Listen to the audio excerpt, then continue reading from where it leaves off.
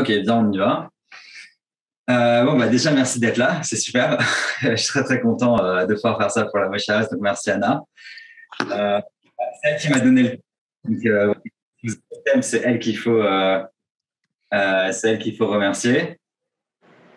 Alors, oui, donc au début, Anna, quand elle m'a demandé le thème, elle m'a dit, viens, tu fais un truc ça, qui s'appelle euh, Yom Kippour, sommes-nous tous ultra-orthodoxes? Alors au début, je me suis dit, attends, ça fait un petit peu trop sociologie et pas Torah, même si la question est intéressante. Donc je me suis dit, je vais transformer, tu sais, comme un bon rabbin ou un bon politicien, je me suis dit, je vais transformer la question. La question, ça va être, qu'est-ce qui, dans Kippour, fait que tous les gens, même les plus éloignés, eh bien, se rendent à la synagogue? C'est un petit peu bizarre. Ça veut dire que il y a plein de, il y a plein de fêtes qui sont très spécifiques et qui sont un peu, tu vois, dans l'idée du peuple, le peuple qui vient et qui, par exemple, ça pourrait être Sukkot, mais Purim, c'est aussi une fête qui pourrait ramener plein de monde, parce qu'elle vraiment, elle est super drôle. Et pourtant, la fête qui va attirer vraiment du monde, eh bien, c'est Kippour. Et pourtant, c'est pas du tout une fête, c'est pas une fête drôle, c'est pas une fête marrante, c'est même pas une fête collective dans le sens où on mange tous ensemble, etc. Donc vraiment, je sais pas, la question mérite d'être posée. Et donc, comment on fait quand on est des détectives de la Torah et qu'on a envie d'essayer de comprendre quelque chose? On se penche déjà sur les psukim, sur les versets de la Torah, pour voir un petit peu de quoi il ressort. C'est-à-dire quels sont les éléments dans la Torah déjà qui ont fait que la fête a été un petit peu inventée. Et donc pour ça, j'ai préparé donc un petit exercice que je vais vous partager maintenant. Voilà, donc normalement, maintenant là, vous voyez un document Word, si je ne m'abuse. Oui. Et je ne vous vois plus, mais donc j'estime que vous êtes toujours là. Je pense que c'est un peu bizarre là, cette histoire. Là, j'ai pu share, mais maintenant je ne vous vois plus, donc super. Non, bon, d'accord. C'est pas grave. Bon, en tout cas, je vous vois plus, mais j'estime que vous êtes encore là.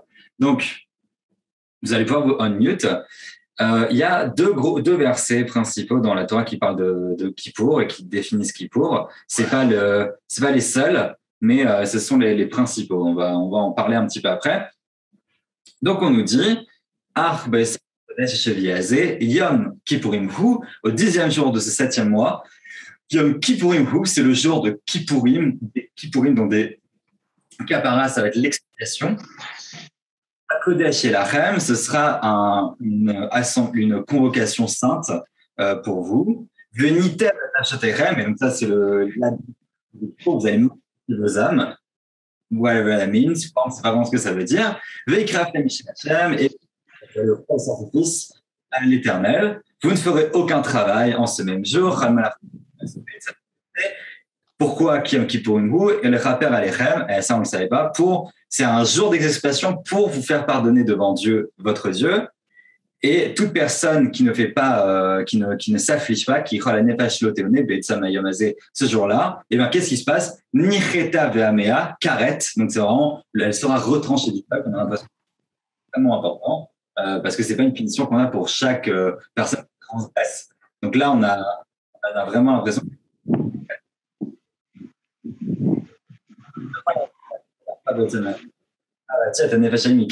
pareil, la personne travaille pendant ce temps-là. Un gars qui a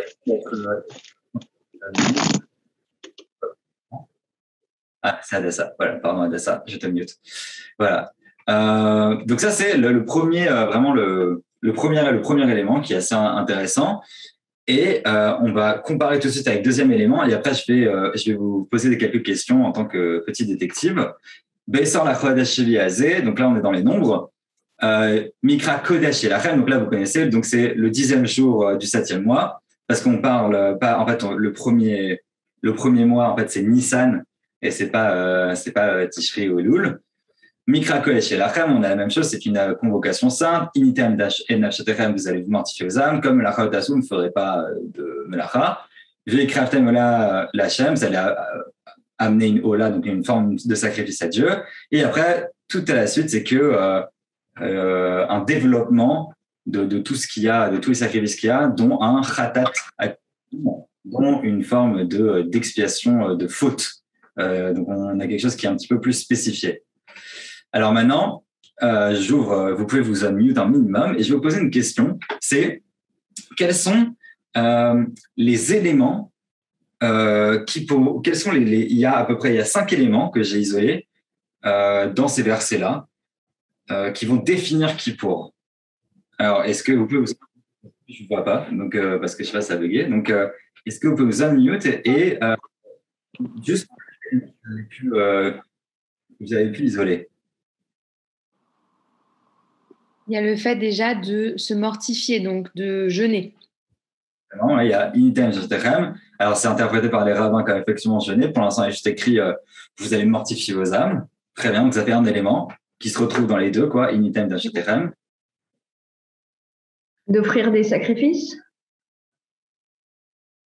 Offrir des sacrifices, exactement. Ikrat Michel Hachem. Et là, c'est un peu plus développé, mais effectivement, c'est la même chose. Donc, très bien. Donc, on a 2 éléments. Il y en a encore 3 que j'ai pu isoler. Donc, on a les sacrifices, on a le fait de se mortifier. Quoi d'autre? Très, très bien. Le fait de travailler. Exactement. Comme l'Acha le ta'asu. Très, très bien. C'est-à-dire, on ne fait pas. Non, il y a quelque chose de spécifique.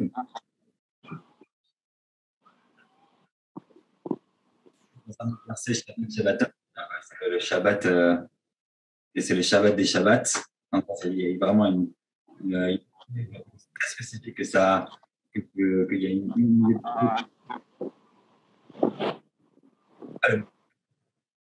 très très bien. Quoi d'autre? Donc là, on est à 3. La convocation sainte. Ouais. Et la date de cette convocation. On ne sait pas, voilà, exactement, très bien. Donc, on ne sait pas trop ce que ça veut dire. Il y a convocation sainte. Ok.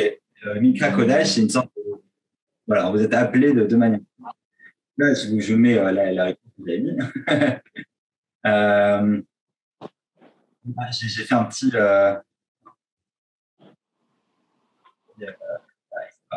J'ai fait un petit code couleur, voilà, comme ça. Allez, j'ai fait un peu le professeur. Donc, on a Yom Kippourim. L'idée de Kapara, elle est en jaune à chaque fois. Expiation. Là, c'est traduit par se réhabiliter. Que j'ai mis aussi en deuxième, on dit où il y a vraiment d'explicité de Khatat, donc qui a été traduit par expiatoire, mais Khat, c'est la faute. Khatat à Kippourim, un sacrifice expiatoire. On a donc Initem Tachetechem, vous allez mortifier vos âmes, vos personnes. Ikraf Tamishi Hachem en bleu, le bleu c'est les sacrifices. Donc là, vous voyez que j'ai tout mis en bleu à la fin parce que c'est que des sacrifices, beaucoup plus développé ici.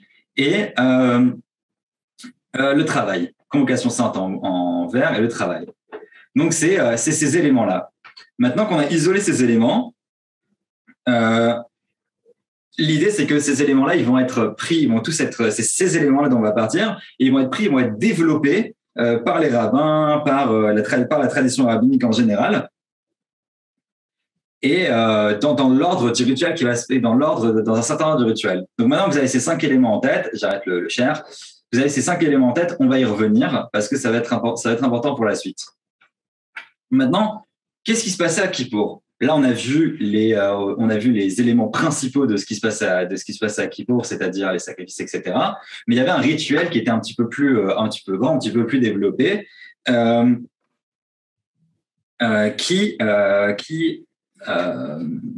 se passait dans le temple avec le grand prêtre. Et c'est assez intéressant d'ailleurs parce que dans la Torah, on va nous décrire tout un rituel qui est le rituel de Kippour, etc. Mais on ne nous dit pas du tout la date. Et à la fin du verset, on dit « Ah, au fait, ça, c'est ce jour, c'est le jour de Kippour. » Mais on a une vingtaine de versets qui nous décrivent une sorte de rituel dont, au début, on n'a pas vraiment l'impression de comprendre ce qui se passe. Et ces éléments-là, ils vont nous permettre, les éléments du verset vont nous permettre de comprendre un petit peu plus la fête. Qu'est-ce qu'il y a comme ces éléments-là? Il y a le prêtre qui va faire tout un rituel dans le temple, un rituel où il va se confesser. et confesser ses fautes. Où il va, et c'est le rituel qu'on relit d'ailleurs à la synagogue Yom Kippour, où il dit j'ai péché, j'ai fauté, ma famille a fauté, et c'est comme ça que ça va commencer, qu'il va pouvoir se faire pardonner. Ensuite, il y a le rituel sacrificiel, un certain rituel sacrificiel où il va changer de vêtements, puis il va sacrifier toutes les bêtes que vous avez vues. Et ensuite, à la fin, il y a le rituel que vous connaissez bien, j'imagine, le rituel de Azazel. Est-ce que vous savez c'est quoi le rituel de Azazel? Le rituel de Azazel, c'est un rituel un peu bizarre où on prend deux boucs qui doivent être complètement identiques, vraiment les mêmes en tout point, et on tire au sort un qui va être offert à Dieu et un qui va être envoyé à Azazel. Alors, si vous suivez un peu mon podcast, vous avez le truc sur ayaka.net il y a un petit moment, vous savez que Azazel, c'est pas forcément une montagne comme veut le dire Rachi et certains commentateurs, c'est aussi le nom d'un démon. Et bon, bref, ça, je vous renvoie un petit peu au podcast pour après, etc. Mais donc, il y a tout un truc qui m'a choqué. Quand j'ai développé tous ces éléments, je me suis dit, c'est marrant parce que à Kippour, donc je reviens à la première question, qu'est-ce qui fait que tout le monde vient? C'est qu'on a l'impression que c'est une fête collective, que c'est vraiment une fête dans laquelle le peuple d'Israël devient uni. Et quand moi, je vois tous ces éléments-là, tous les éléments qui sont développés, j'ai pas l'impression de voir des éléments vraiment collectifs. J'ai l'impression de voir des éléments assez individuels ou en tout cas de responsabilité individuelle sur le collectif quand on parle du prêtre. C'est-à-dire que si on reprend les éléments, le prêtre, il se confesse, c'est le prêtre, il va faire en sorte de faire pardonner tout le peuple, mais c'est le prêtre tout seul qui s'occupe de ça. Le peuple, il est un petit peu spectateur. Quand on parle de tout le rituel au niveau du sang, au niveau du rituel sacrificiel, c'est aussi les prêtres, une certaine caste qui s'en occupe, mais le peuple est spectateur. Et encore une fois, quand c'est Azazel, c'est pareil, c'est pour faire pardonner le peuple dans son entièreté, mais le peuple est quand même assez, encore une fois, assez spectateur. Alors qu'il y aurait des éléments qui pourraient nous permettre un petit peu, par exemple, d'être un petit peu plus dans le collectif, qui sont par exemple présents à Kippour. Et c'est quelque chose qui m'a choqué, c'est qu'à Kippour, par exemple, dans le texte de la Torah, il n'y a pas de lecture de la Torah. À Kippour, à Sukkot, dans la Torah, il y a écrit qu'on va lire tout Israël vient. Et c'est vraiment quelque chose qui est pensé comme étant une fête collective. Et on nous dit, tout Israël vient comparaître devant l'Éternel et tu feras la lecture de cette Torah devant tout Israël qui écoutera. Donc, on aurait pu dire ça. On aurait pu penser que, par exemple, Sukkot, ça aurait été la fête collective par excellence parce que la Torah l'a définie comme telle, avec aussi la mitzvah de comparaître devant Dieu et la mitzvah de Hakel qui même les femmes doivent venir devant Dieu, etc. Donc, c'est vraiment le peuple dans son entièreté. Mais c'est pas du tout le cas de Kippour. On a l'impression qu'il n'y a pas de prière collective. Là, aujourd'hui, Kippour, on est dans la synagogue, etc. toute la journée. C'est la prière collective par excellence dans la Torah, pas du tout. Il y a plus une sorte de rituel complexe du grand prêtre. Alors après, ce qui est intéressant, c'est Azazel. Azazel, le rituel d'Azazel, lui, même si c'est pas les Juifs, tout le peuple qui est acteur, en tout cas, là, c'est le peuple qui est complètement impliqué dans le fait qu'on envoie nos fautes. Donc, c'est le bouc émissaire. On dit que ce bouc-là va représenter nos fautes et il va être envoyé à Azazel, c'est-à-dire envoyé à une mort certaine. Les rabbins ont décrit un petit peu les rituels. En fait, c'était vraiment, on le lançait du haut d'une montagne et on attendait qu'il se fasse fracasser en bas. Et quand il se faisait fracasser en bas de la montagne, eh bien, ça voulait dire qu'on était tous pardonnés. Et bon, et vous connaissez mon rationalisme, bien sûr, Rambam va dire sur ça que ça ne veut pas dire qu'on était pardonné comme ça automatiquement, mais que c'était plus une forme de symbole pour que le peuple juif, se mette dans le bon esprit et se sente pardonné de ses fautes. Mais dans tous les cas, c'est assez intéressant qu'il y a une forme de déséquilibre entre la fête de Kippour telle qu'elle est dans la Torah et la fête de Kippour telle que nous on la vit au quotidien. Alors, bien sûr, il y a un déséquilibre partout dans toutes les fêtes, dans le sens où on n'a plus le temple et du coup, tout le rituel sacrificiel, etc., disparaît. Mais, comme je vous ai dit, pour certaines autres fêtes, eh bien, on a l'impression que les rabbins ont essayé de garder cet équilibre au maximum. Mais là, dans dans Kippour, on a l'impression qu'il y a eu un changement un peu drastique qui a été fait. Et pour ça, il faut essayer de comprendre un petit peu pourquoi ce changement drastique a été fait et comment il s'est passé. Alors oui, je vois qu'il y a une question. Oui, Émile, j'ai une question sur ce que tu viens de dire sur le bouc de Azazel qui est jeté. Et je me souvenais plus de ça, mais dans le judaïsme en général, que ce soit par la shrita ou même par rapport au fait que même les blés noirs, ils ne doivent pas être cruels avec les animaux et tout ça, on protège plutôt le bien-être animal. Et ça, c'est hyper cruel quand même. Ouais, alors c'est une bonne remarque dans le sens où il y a une forme de respect dans la Torah des animaux et peut-être même du bien-être animal, mais j'ai l'impression qu'il est souvent il y a une sorte de hiérarchie. Et disons que le bien-être animal dans la Torah va quand même toujours passer en bas de la nécessité humaine sur les sacrifices, sur le rapport à Dieu, etc. Et d'ailleurs, on a fait une petite vidéo sur. C'est marrant parce que j'adore faire ma pub à l'intérieur. Oui, sur la chasse et tout ça. La chasse, justement, si tu regardes sur YouTube, eh bien, il y a une discussion des rabbins sur qu'est-ce qui va pouvoir passer avant le bien-être animal. Et on voit que c'est pas du tout évident, qu'il y en a qui permettent même de faire des expérimentations animales tant que ça va servir l'intérêt humain même sur un très long terme et pas immédiatement. Donc c'est une vraie question. Je suis pas très partisan de lire, on va dire. Je pense qu'il faut se méfier de lire certaines considérations de la Torah sur les animaux comme étant une sorte de bien-être animal. Je trouve que c'est une lecture très moderne. C'est-à-dire qu'il y a encore une fois, je parle pas en nom, c'est plutôt le Rambam qui va dire ça, donc dont mes amis savent que je suis un grand fan. Le Rambam va plutôt, et c'est pas le seul, essayer d'expliquer ces formes-là, dans le sens où on ne doit pas développer chez nous une forme de mida, donc de caractère cruel. C'est-à-dire que c'est pas pour l'animal, c'est plutôt pour nous. C'est-à-dire, va pas, toi, t'amuser à tuer et à tuer des animaux, etc.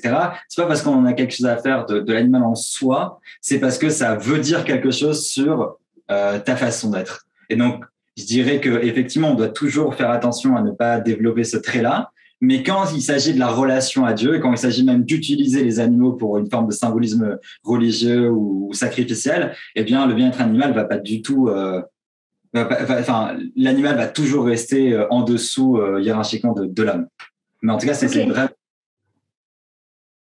Ok, merci. Est-ce que du coup, je peux rebondir et faire une courte intervention féministe de 15 secondes pour dire que c'est intéressant ce que tu dis par rapport à ne pas développer chez nous une cruauté, parce qu'un des indicateurs de violence conjugale, c'est que très souvent, l'homme qui bat sa femme, parallèlement, est cruel avec ses animaux. Donc, si vous voyez que votre voisin bat son chien et ses chats, il faut s'inquiéter pour sa femme. Voilà, merci.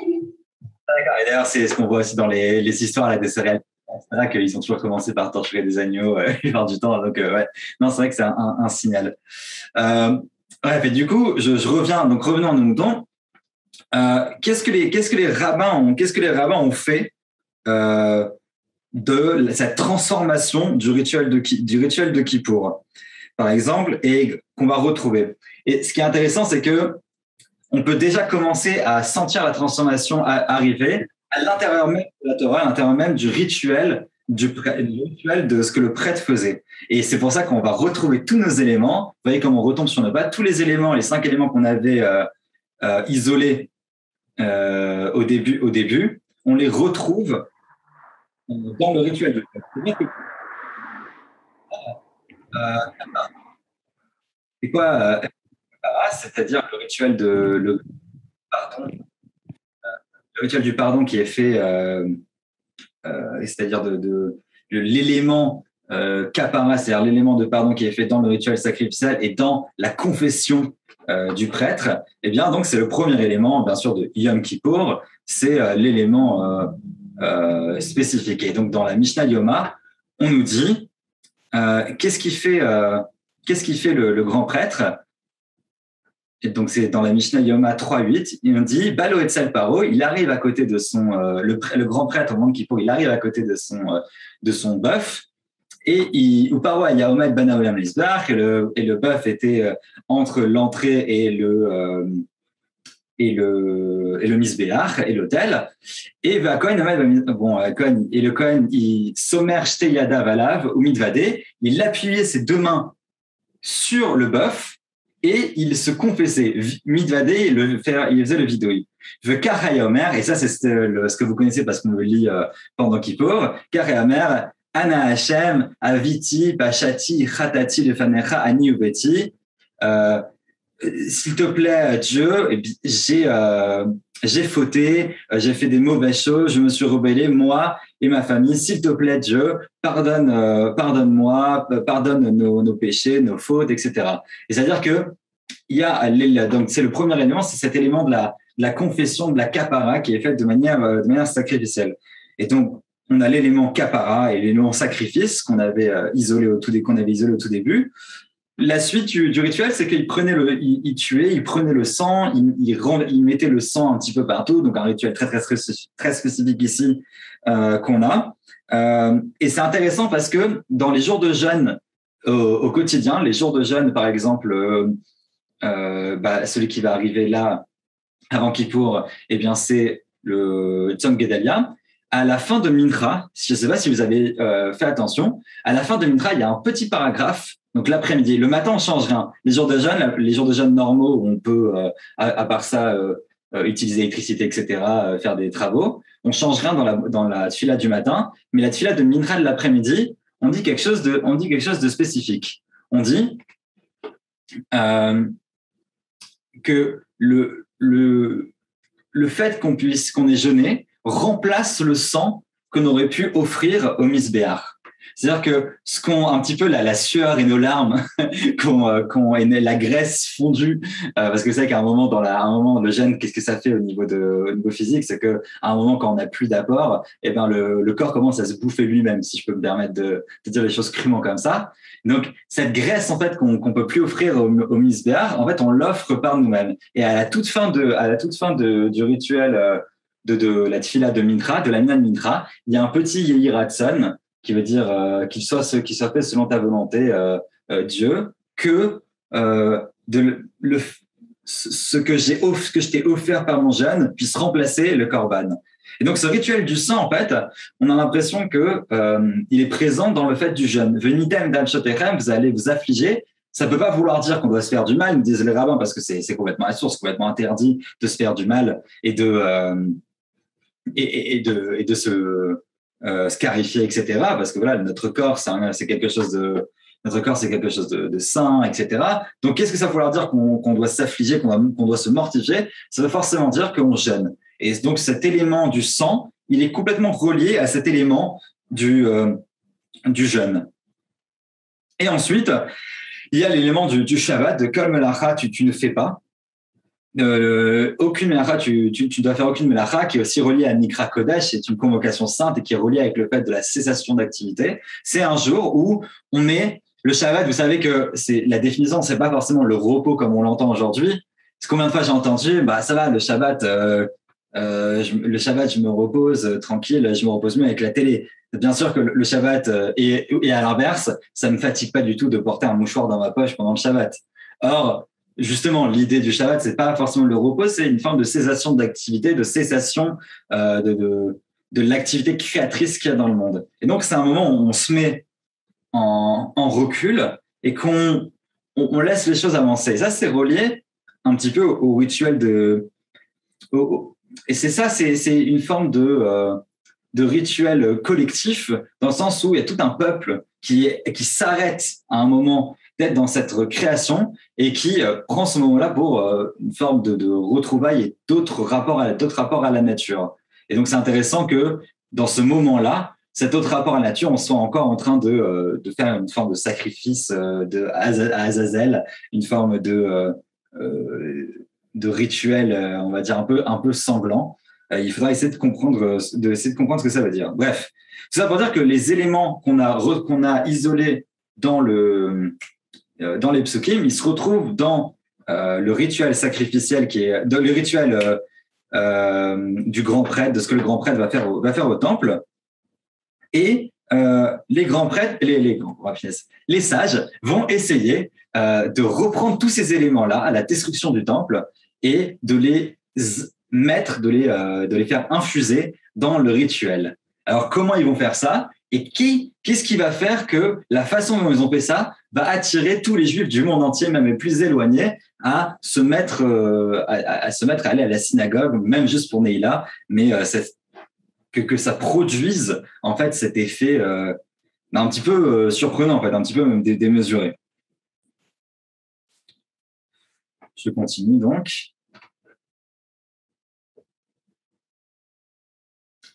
Et pour moi, donc le premier élément qui est intéressant et qui, on va dire, va montrer qu'il y a eu un grand changement, qu'il y a eu un grand changement dans la vision que les sages avaient de Kippour, c'est le coup de génie, ce que j'appelle vraiment le coup de génie des sages, c'est d'avoir mis Isaïe en lecture dans la Haftara, en lecture principale. Public devant tout le peuple. C'est-à-dire que quand ils ont écrit le rituel qui devait se passer à la synagogue, ils ont dit on va mettre ce passage de Isaïe qui va devoir être lu devant tout le monde après la Torah. Et que nous dit ce passage de Isaïe? Ce passage de Isaïe, c'est pour ça que c'est vraiment c'est un coup de génie des sages. Ce passage de Isaïe, je vous le résume parce qu'on va pas le lire en entier, il nous dit que ce qui est important, en fait, c'est une forme de rapport aux autres, de rapport moral, de rapport éthique entre nous, entre soi, et que Dieu vomit tous ces sacrifices et ce sang versé et ces jeûnes qui ne sont pas accompagnés d'un véritable comportement éthique. Et ça, c'est un coup de génie. C'est-à-dire qu'on est tous on prend 2 secondes j'ai envie de vous transmettre cette fascination que j'ai pour Isaïe et pour le coup de génie des sages. C'est-à-dire que on est dans le moment le plus ritualisé. C'est un moment hyper ritualisé. Il n'y a pas une minute où on ne sait pas ce qu'on doit dire. Et on est dans le moment le plus solennel, le moment où il y a écrit qu'on doit s'affliger et qu'on doit jeûner. C'est le moment où on doit vraiment jeûner. Et qu'est-ce que les sages ont décidé qu'on allait lire? Ils décident qu'on va lire Isaïe qui nous dit que Dieu n'en a rien à faire de notre jeûne. Je trouve ça quand même assez fou parce qu'ils auraient pu mettre plein de choses. D'ailleurs, on le lit. On lit plusieurs fois. On lit le rituel sacrificiel. On lit la confession du prêtre, etc. On aurait pu ne pas du tout lire Isaïe qui avait pas forcément grand chose à faire et qui n'est pas directement tiré du rituel de Kippour, qui parle pas forcément directement du rituel du Kippour. Et pourtant, qu'est-ce que les sages décident qu'on va lire? Ils disent on va lire ce moment où on nous dit que une sorte de méta-moment à la synagogue, le jeûne qu'on fait là maintenant, il ne vaut rien tant qu'il ne s'inscrit pas dans une volonté plus large d'avoir un ordre sociétal éthique. Et vous savez qu'on va lire aussi, on lit aussi la suite de Isaïe. Je vous emmènerai sur la montagne sainte et ma maison. Donc le temple sera une maison de prière pour tous les peuples, qui est un peu mon passage préféré de la Bible aussi, quelque chose de très universaliste. Hashtag Ben Hamoza avec Messi. Et donc, c'est le paradoxe de Kippour. Le paradoxe de Kippour, c'est qu'il y a une souffrance qui est très, très individuelle. Il y a une prière qui est très individuelle. On est tout seul en train de pleurer devant Dieu. On se confesse dans la Mida, on dit j'ai péché, pardonne-moi pour ça, pardonne-moi pour ça, pardonne-moi pour ça. On n'est pas censé parler. On ne mange pas, on s'invite pas les uns les autres. C'est-à-dire que Shabbat, c'est un moment hyper collectif. Sukkot, on est ensemble dans une petite cabane et on est ensemble. Là, c'est quelque chose d'hyper individuel. T'es même pas censé parler. T'es censé être tout seul de face à Dieu. Mais tous les textes qui vont commencer à arriver à partir de l'époque rabbinique pour nous parler de Kippour, c'est des textes qui vont parler du collectif. Et c'est là où vous comprenez là déjà où je veux en venir. C'est là où se joue le changement sur la vocation de Kippour, ou en tout cas, c'était déjà là dans le texte biblique, mais c'était complètement appuyé par les rabbins. Kippour va devenir à ce moment-là la fête collective par excellence, la fête du peuple juif, la fête du passage de l'individu au collectif. C'est-à-dire que c'est pas la fête collective dans le sens c'est la fête on est tous ensemble, c'est la fête qui nous fait prendre conscience que l'individuel ne peut se vivre qu'en rapport avec le collectif. pas une forme de communisme dans le sens où il y a que le collectif qui existe, mais pas une forme d'individualisme total à l'occidental dans lequel le groupe n'existe pas. C'est véritablement la fête de Kippour, ça va être ce passage-là dans le sens où les deux doivent se vivre côte à côte en même temps. Et la Mishnah dans Yoma nous dit Averot sheban adam lachavero en yom kippurim mechaper ad sheyiratse et chavero. Les transgressions, les avérotes, les fautes qui sont entre un homme et son prochain, c'est-à-dire qu'il y a deux types de fautes. Il y a ben adam la makom, entre l'homme et Dieu. Donc, makom, c'est l'endroit, et l'endroit par excellence, c'est Dieu dans la littérature rabbinique. Donc, il y a des fautes qui sont entre moi et Dieu. Et ça, je dis désolé, vraiment, Dieu, c'était plus fort que moi. Et à Kippour, ça marche. J'ai pas besoin de me confesser au grand prêtre. Je suis vraiment seul dans ma relation à Dieu et personne ne peut rien me dire. D'ailleurs, voilà, c'est pour ça aussi que aujourd'hui, les gens qui font des reproches à d'autres sur leur religiosité devraient se remettre un petit peu en question parce que ça les regarde pas vraiment. Mais une faute que j'ai faite par rapport à mon prochain, et si j'ai vexé, si j'ai insulté, si je me suis disputé avec cette personne-là, j'ai dit des choses qu'il ne fallait pas faire, j'ai fait une véritable faute, eh bien, tant que j'ai pas apaisé, littéralement, j'ai raté être avéro, tant que je suis pas venu et que je vais pas demander pardon, que je l'ai pas apaisé, que je me suis ça réconcilié avec cette personne-là, Dieu, il peut rien faire pour moi. Et c'est écrit c'est pas écrit dans la Torah, ça c'est les rabbins qui nous disent. C'est-à-dire que ils font de Yom Kippour ce moment par excellence, donc de la kapara, mais la kapara, avant qu'il y ait le rapport, on aurait pu penser l'inverse, on aurait pu penser un truc un petit peu Dieu tout-puissant qui sonde nos pensées, il sait vraiment que je suis désolé d'avoir vexé cette personne-là, elle me parle plus, c'est un petit peu dur pour moi d'aller et de me réexcuser une deuxième fois, ça y est, j'ai dit pardon, il a pas compris, c'est pas grave, tant pis pour lui, mais toi Dieu, tu sais vraiment que je le voulais pas, tu peux me pardonner. Ça s'entendrait un raisonnement comme ça. Eh bien non, les rabbins nous disent, tu dois aller d'abord lui parler, tu dois d'abord l'apaiser, et c'est que à ce moment-là que Dieu, lui, il peut se mêler. Donc Dieu n'a pas de prise entre guillemets a priori sur la relation que j'ai avec mon prochain. Ça, c'est déjà là où, le glissement, il a été fait. On passe d'un moment où c'est le grand prêtre qui lui avait une forme de responsabilité sur tout le monde et faisait le sacrifice pour tout le monde, etc. Quelque chose de très hiérarchique. Très individuel dans le sens où ça ne regarde que moi, à quelque chose qui passe vraiment dans le domaine du collectif. Et de là, on peut un petit peu comprendre l'ordre, comment ils ont capté ça, les sages. C'est qu'en fait, le peuple d'Israël, il doit faire comme le grand prêtre. C'est-à-dire que le grand prêtre, il se confesse, il dit d'abord, j'ai fauté moi. Et après, il élargit, il dit, ma famille, pardonne ma faute à moi, pardonne ma famille et pardonne le peuple d'Israël. Donc, c'est de soi à plus loin. En fait, c'est ça la direction de Kippour. Le chemin de Kippour, c'est exactement ce que fait le grand prêtre. C'est-à-dire que Israël, d'abord, on est dans un rapport qui est très individuel, où on dit pardonne-moi, s'il te plaît, t'étais vraiment tout seul avec toi-même.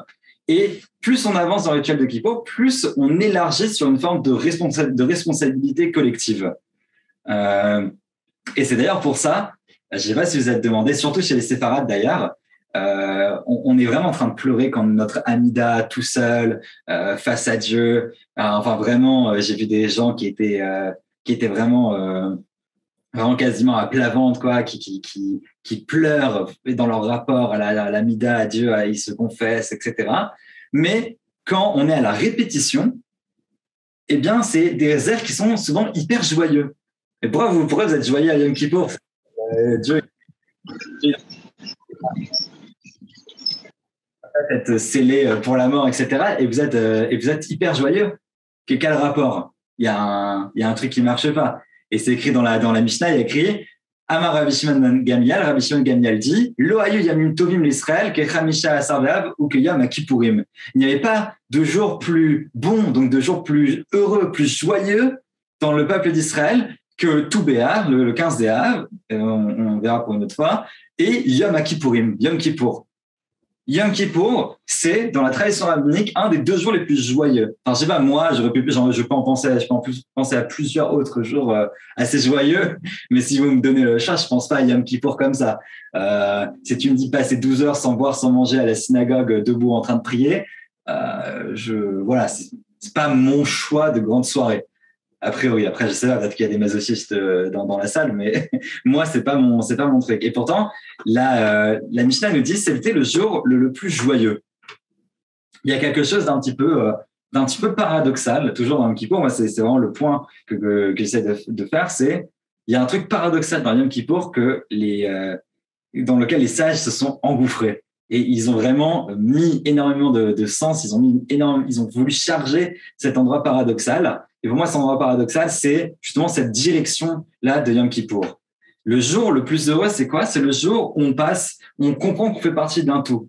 C'est-à-dire, c'est un moment où on se remet à zéro, où on dit, bien sûr que j'ai ma propre individualité, bien sûr que j'ai mon rapport à Dieu personnel, etc. Mais ce jour-là ne peut se vivre que dans mon rapport au collectif, que dans mon rapport au peuple d'Israël. Et c'est d'ailleurs ce qu'on dit au tout début, à Kol Nidre. On dit, maintenant, nous nous autorisons à prier avec les fauteurs. C'est-à-dire que Yom Kippour, c'est pas une fête d'initiés. C'est pas une fête de personnes vraiment très, très pieuses qui sont là entre elles pour se dire, nous, on n'a pas grand-chose à se reprocher. Ou alors, on est les seuls à vraiment pouvoir se reprocher quelque chose parce que on a une madriga de folie, on a un certain niveau de folie. Donc, nous, vraiment, nos fautes, elles comptent plus que les autres. Le reste, ils savent pas ce qu'ils font, etc.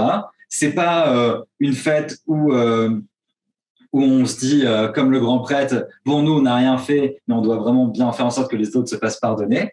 C'est une fête où on est tous ensemble et dès le début, on set the tone. On met... on met le là, on dit, on prie avec les fauteurs, dans le sens où on est tous des fauteurs.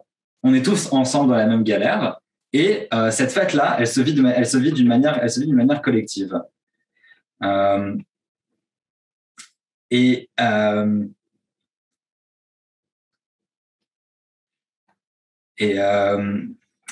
ça, on le voit à travers justement le coup de génie, justement d'abord de Isaïe.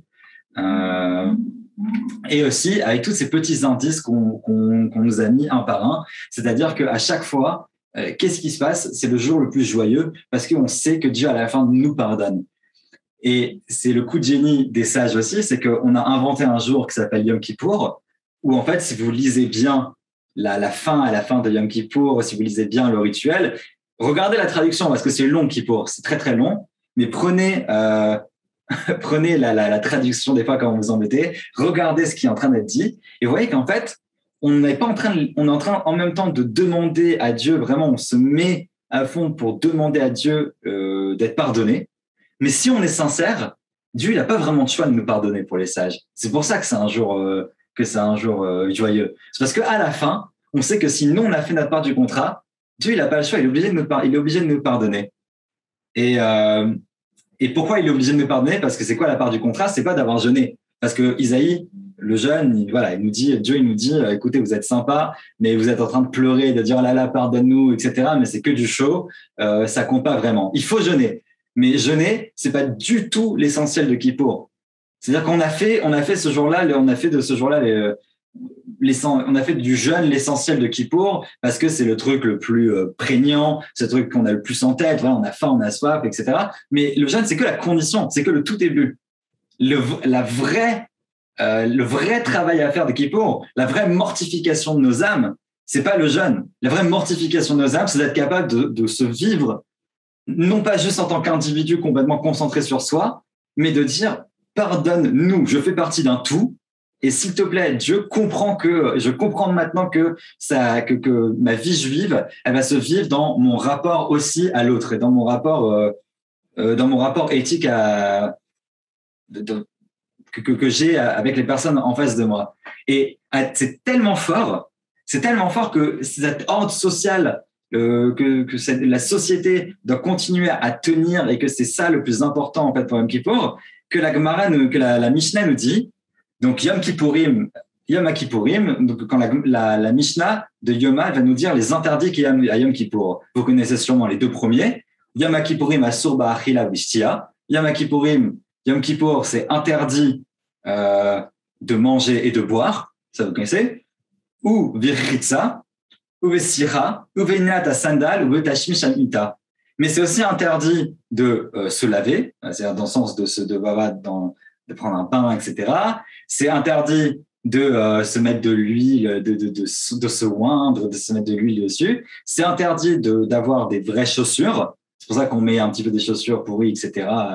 Après, il y a une question. À l'époque, c'était surtout pour être pas confortable, mais là, on est un petit peu plus confortable quand on n'a pas de chaussures. Donc, il faudrait réfléchir à ce que ça veut dire. Il y a le rabbin Alexis Blum, donc l'oncle de Myriam, qui m'a appris qu'il y avait une halakha des gens qui se mettent en chaussettes, justement, à Yom Kippour, et qui se mettent pas en chaussures. Donc, d'ailleurs, on se sent en même temps confortable, mais en même temps, on sent quand même qu'il y a un truc qui manque. Et moi, j'ai bien aimé cette équipe. Donc, depuis quelques années, je suis en chaussettes à Kippour. Voilà, c'était la partie je me livre. Et on a interdit le tashmish hamita, on a interdit d'avoir des relations conjugales. Donc ça, c'est les vrais gros interdits. Mais il y a des exceptions, il y a 2 exceptions. Et ces exceptions, vous allez voir, c'est pas du tout l'exception que vous pensez. Bon, à part ça, bien sûr, s'il y a un danger de mort, etc., vous savez qu'on peut boire et manger, il n'y a aucun problème, même s'il y a certaines règles sur comment on casse le jeûne. Dans tous les cas, c'est sûr que s'il y a un danger, on a le droit de casser. Mais il y a des exceptions qui sont prévues où il n'y a pas de danger de mort. Et ces 2 exceptions, elles sont extrêmement parlantes. Va meler, va kala, yichatsu epeneem, va al-tasandal, divrei Rabbi Eliezer, va ramim osrin.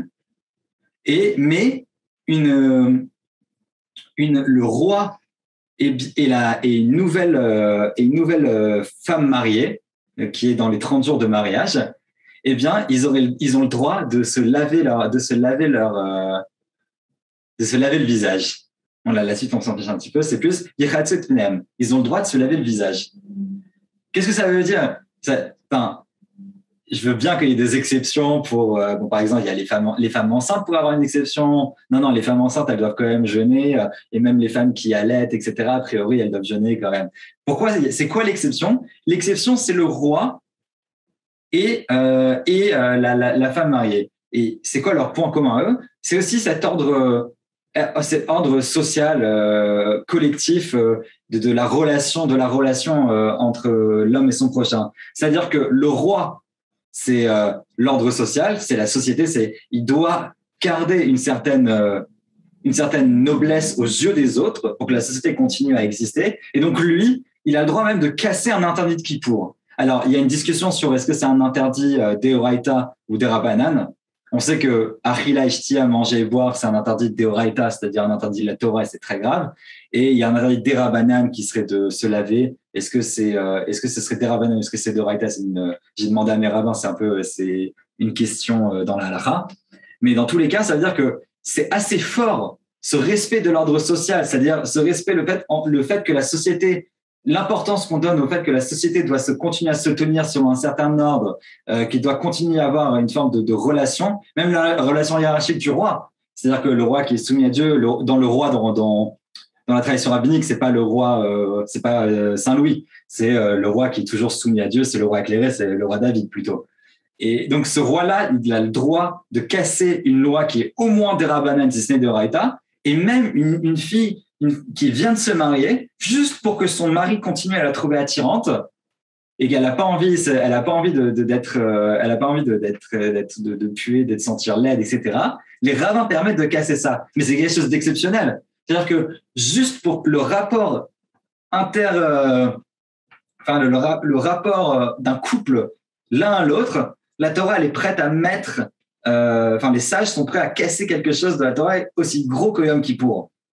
Et c'est la même chose qu'on a, c'est quand on dit que dans la Gemara que pour Sota, on écrit le nom de Dieu sur un papier et on le met dans l'eau et le nom de Dieu s'efface. Et la Gemara dit au nom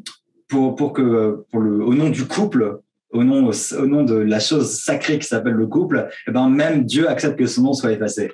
Il y a quelque chose de très très fort dans Kippour, c'est-à-dire que on voit que ça devient cette fête du collectif. Les rabbins ont mis quelque chose de très très fort dans cet ordre social, dans cet ordre interéthique qui justifiait d'avoir mis Isaïe et qu'en fait Isaïe, il se moque de nous. C'est-à-dire, les rabbins ont institué quelque chose pour qu'on soit capable de se moquer de nous, de faire preuve vraiment de. C'est plus que de la réflexion personnelle. C'est vraiment, on fait de l'ironie, on fait vraiment on est dans l'autodérision totale à Yom Kippour quand on est en train de lire Isaïe. On est en train de se moquer de nous-mêmes. C'est-à-dire on est en train de nous dire à nous-mêmes, ah, vous êtes en train de jeûner, regardez, vous croyez vraiment que vous avez fait quelque chose à Kippour, vous n'avez rien fait. C'est-à-dire, vous êtes dehors, vous n'êtes pas capable de bien vous comporter, vous n'avez rien fait. On est capable de mettre ça. On est capable de dire que Dieu va être obligé de nous pardonner parce qu'on est un collectif. On est capable de dire que le roi et la fiancée et la mariée vont casser des lois des rabbanan et des oraita. Tout ça pourquoi? Pour nous dire qu'il y a quelque chose qui compte à Kippour, et c'est cette idée du collectif. Et avec ça, je pense qu'on est capable déjà d'avoir une piste. On n'a pas fini du tout, mais je pense qu'on est capable d'avoir une piste, d'essayer de comprendre un petit peu ce qui se passe à Kippour et pourquoi ça attire tellement de monde. Parce que même si c'est pas conscientisé, il y a quelque chose quand on est à Yom Kippour, quand on est là, qui nous fait les sages ont réussi cette chose de nous faire comprendre à Yom Kippour qu'il y a quelque chose qui se joue. Et pas quelque chose les gens qui vont à la synagogue à Kippour, les gens qui sont éloignés, ils vont pas à Kippour, ils vont pas à la synagogue à Kippour parce que finalement ils veulent se faire pardonner de leurs péchés par Dieu, etc. C'est pas pour ça qu'on va à Kippour. On va à Kippour parce qu'il y a quelque chose de plus profond qui nous appelle. Il y a quelque chose qui nous dit, et c'est pas ce quelque chose qui nous appelle, c'est pas la relation à Dieu ou spirituel, etc. C'est pas la relation à cette entité qu'on n'a jamais vue et que certains ne sentent pas forcément du tout au quotidien. Ce qui nous appelle véritablement, c'est qu'on est ensemble. C'est qu'il y a quelque chose de l'ordre du collectif qui transcende de tout et qui nous permet de nous sentir un peuple sans différence entre les religieux, les pas religieux, les soi-disant fauteurs, les pas fauteurs. Et j'espère qu'on vivra aussi un Kippour dans lequel voilà, il n'y a pas de différence non plus entre hommes, femmes et juifs privilégiés, juifs non privilégiés. J'espère que les Kippours qui vont venir vont nous permettre de continuer dans cette direction. Pour nous faire sentir qu'il y a cette unité. Et je pense que c'est pour ça qu'on est tous des juifs de Kippour, pour répondre à ta question, Anna, on sent on est des héritiers des Chachamim qui ont voulu nous faire comprendre quelque chose. Et les Chachamim, pour rebondir aussi sur la remarque de Laurent, les Chachamim, leur truc à Kippour, c'était pas Azazel. C'était pas le rituel sacrificiel, c'était pas d'aller fracasser le crâne d'un bouc en bas d'un précipice. Ça fait partie du rituel, ça fait partie de la Torah et c'est plein de sens. Il faut étudier ces choses-là parce qu'elles ont toujours du sens aujourd'hui, même si on les fait plus, c'est sûr. Mais les Chachamim, ce qu'ils ont voulu nous donner pour aujourd'hui, on n'est pas en train de refaire une forme de simulacre du rituel, des rituels sacrificiels, etc. On les lit. Mais de la même façon que le prêtre, il élargit son champ d'application, il dit « je », vous et nous. De la même façon, c'est ce qui se passe à Kippour. On arrive à Kippour, on pense qu'on est dans le jeu, on pense qu'on est dans moi, j'ai fauté, moi, s'il te plaît, Dieu, moi, sauve-moi. Et on se rend compte à la fin de Kippour qu'en fait, on n'est pas du tout dans le jeu, que si on arrivait à la synagogue à une certaine idée et qu'on s'est trompé. Et c'est pour ça que Dieu, à la fin, il n'a plus de possibilité de ne pas nous pardonner. C'est parce qu'on a compris ce qui s'est passé, on a compris qu'il y avait quelque chose qui se jouait et que quand à la sortie de la synagogue, on a pris une résolution.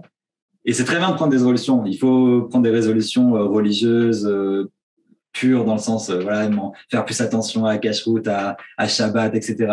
Mais la grosse, je pense, de ce que je perçois dans ce que les sages nous ont donné, je pense que la grosse résolution qu'on prend quand on sort de Kippour, c'est comment je vais me comporter avec ma femme, comment je vais me comporter avec mes amis, comment je vais me comporter avec la société, comment je vais me comporter avec le reste du peuple juif. Et si on pouvait tous avoir ça en tête quand on sort de la synagogue à Kippour, d'essayer de peut-être un petit peu arrêter avec les querelles de clochers, peut-être un petit peu arrêter de pointer du doigt les gens qu'on estime être trop à droite, trop à gauche par rapport à nous et qu'on peut avoir cette voix qui reste à Kippour de cette unité du peuple. Je pense qu'on aura fait beaucoup. Merci beaucoup. Pilunar, c'est vraiment un truc ashkénaze. S'il y a des questions, allez-y. Hein.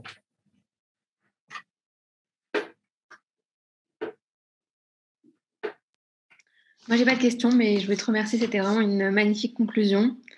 Et j'espère que, enfin, en tout cas, moi, ça restera avec moi jusqu'à Kippour, j'espère. Et j'irai avec cette idée-là à la synagogue le jour de Kippour. Donc, merci beaucoup. C'était vraiment hyper intéressant et c'était très bien conclu. Merci vraiment à toutes les personnes qui étaient là. Merci Émile. Et du coup, c'est ce que moi ça m'évoque qui est assez drôle, c'est que en fait, il y a de plus en plus de personnes qui arrivent au fil de Kippour à la synagogue. Enfin, il y a un peu de monde le soir, mais dans la journée, plus ça va, plus ça se remplit. Et du coup, on a beaucoup plus l'impression effectivement d'être tous ensemble à la fin qu'au début. Et voilà, ça corrobore ce que tu dis, quoi. Merci beaucoup, c'était super. Merci Émile, c'était trop bien. Et Anna et Anna.